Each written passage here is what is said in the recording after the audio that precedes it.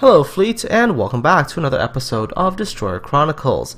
Finally, I'm actually able to do this episode today, as I've been struggling really hard with my video editing software. It's been on the total fritz for the last few days, and after a lot of tinkering and poking around random things, it seems to finally decided that it wants to work. Hopefully that gives me enough of an opportunity to actually get through this entire video as quickly as I can. Okay, on to the actual battle itself. Joining me in this fabulous destroyer duo is my friend from Navy Gaming America, Lennon 82, who in this battle is driving the Tier 7 Japanese destroyer, the Hatsuharu. I am in my Tier 7 American destroyer, the Mahan. Now, the Mahan, when fully upgraded, is actually a decently playable destroyer, but in its stock configuration, this ship can be terribly painful.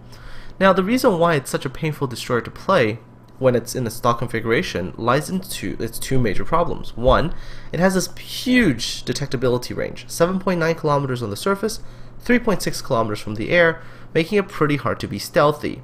This is coupled by the additional problem that your torpedoes have the worst range in the game, a pitiful 4.5 kilometers.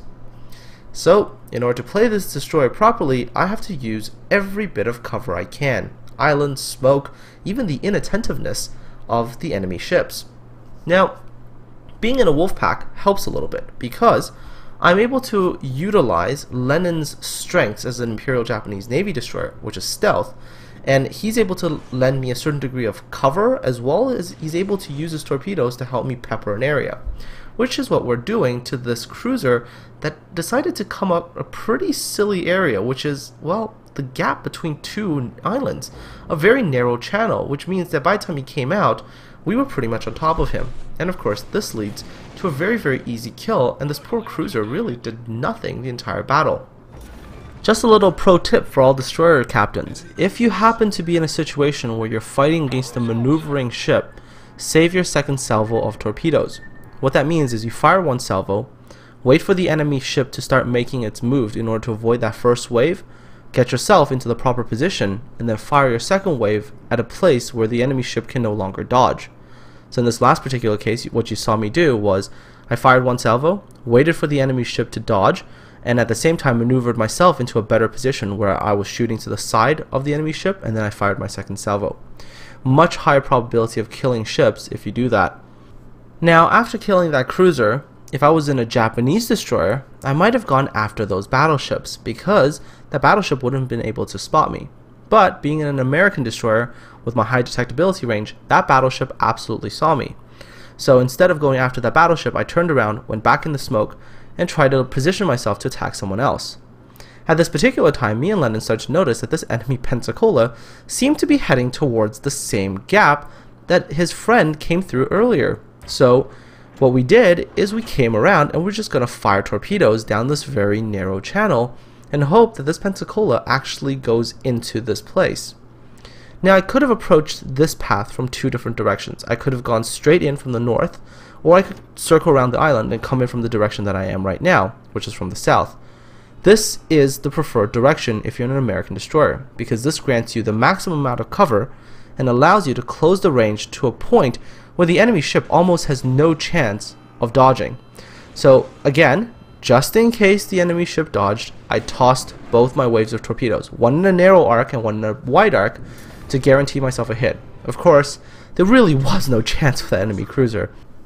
Now that me and Lennon are actually out of the easier targets that lie within ambush points, we have to begin engaging the bigger ships, and that means actually taking to the high seas. Now, American destroyers aren't really suited to engaging large capital ships on open waters. So what can an American destroyer do? Well, if you happen to have a Japanese destroyer as a friend, you're able to use smoke in an efficient way that allows you to close distance, and you'll see what I mean in a minute here.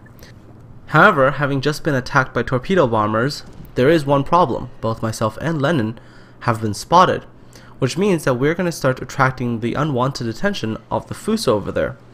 So at first what I do is I try to lay a defensive smoke screen, which if Lennon needed to, he could have turned around and entered.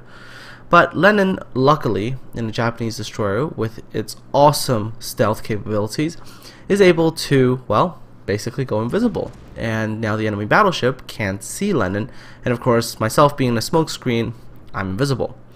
But this is where the dynamic duo bit comes in. Lennon, which is now 2 kilometers away from me and, closer to the battleship, lays an offensive smoke screen and begins to close the range with the battleship. This allows me, in an American destroyer, to leave my own smoke screen, and now to use Lennon's offensively laid smoke screen to follow him in and close the range with the enemy battleship, which is exactly what I'm going to do. Now, Lennon, with his longer range torpedoes, is going to get to a reasonably close distance before firing his torpedoes and turning away. I'm going to keep pressing on to the limits and the edge of where the smoke screen is, and I'm going to drop my torpedoes then. Not only that though, but when Lennon launches torpedoes and the battleship spots them, the battleship is going to start taking, countermeasures. This gives me the added advantage of now seeing what that battleship is doing, and I will be able to try and counter the battleship's movements. Now this battleship decides, quite intelligently, to stop, which is a very, very good countermeasure. The only problem is it only works very well when you're dealing with a sole destroyer. When there's a second destroyer that's following up and can now see that you're stopping, and I can launch my torpedoes not where the ship will be, but rather where the ship will stop till, my torpedoes will generally hit home. With the torpedoes launched, I now turn away as quickly as I can and try to present the smallest target, which is either the bow or the stern, and in this case my stern, to the enemy so that they won't be able to hit me. And while I'm doing that, I get to watch my torpedoes hit home, and I also get to watch the chat as the battleship surrenders to his inevitable fate. Now, once again, we're going to try to pull something quite similar, although both of us are now out of smoke. So now that we're both out of smoke and there's still one enemy battleship over there, what we're going to do is 2 things. Again, Lennon is going to use his high stealth and try to approach the enemy battleship and launch torpedoes. And when he finally does get the attention of the enemy battleship, I will be using that time to try to close the range and drop my torpedoes as well. So Lennon, again, will go first because the Japanese destroyer and its high stealth allows him to get reasonably close without being spotted. Now, the good thing is, you'll occasionally see that I will also check the enemy battleship with my gun sights. It's not because I want to shoot at him, because I know my guns really aren't going to do that much damage. But what I'm really doing is I'm checking where the guns of the battleship are facing. If the main guns on the battleship are facing my direction, probably not the best idea to be running in there with a destroyer, as you could be very easily one-shotted. But in this particular case, the Nagato has its guns pointed somewhere else, which gives me the perfect opportunity to try to close the range. However, even the best laid plans are all for naught sometimes, as Lennon gets taken out by the Nagato secondaries. Be careful of that battleship's secondary guns. It is very, very, very lethal. Its primary guns not so much. But anyways, now with Lennon gone, I'm trying to close the range, but you'll see that right now I don't immediately pop my smoke. I also realize that the battleship still hasn't turned its guns to face me. So what I do is I save my smoke until the very last moment, as pretty much the time I start taking secondary fire before I lay down my own smoke. Hopefully, by going somewhat invisible at times, the secondary fire from the battleship will be much reduced. Once again, not launching my torpedoes right away. Waiting for the battleship to maneuver, waiting for the battleship to give me a certain profile that I can launch my torpedoes at. And in this case, I notice a very, very, very narrow sideways profile, and this is when I launch torpedoes, because I think that if the battleship sees the torpedoes, it'll continue turning in the direction that it's already turning, in which case, torpedoes hit home fantastically, and I absolutely do massive damage, getting myself another kill. The rest of this battle was actually kind of uneventful, as we ended up outcapping the enemy team, first by swamping their cap with multiple ships, as well as having our own carrier go into our cap to stop their destroyer from capping us out. In this Mahan, I managed to get 4 kills, and I did 93,000 damage in a tier 7 stock destroyer.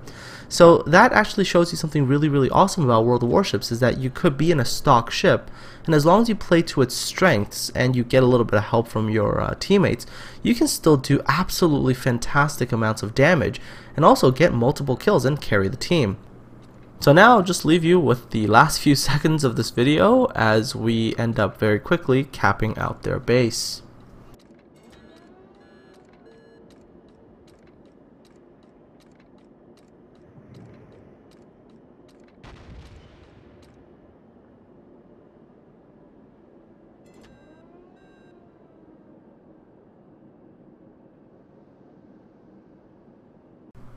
Well, that's the end of that episode, folks. I hope you enjoyed it. If you like what I'm doing, don't forget to like this video and subscribe to my channel, as I'll be making more videos in the upcoming days and weeks. I wish you all a fantastic Easter long weekend, and I'm looking forward to seeing you all on the high seas.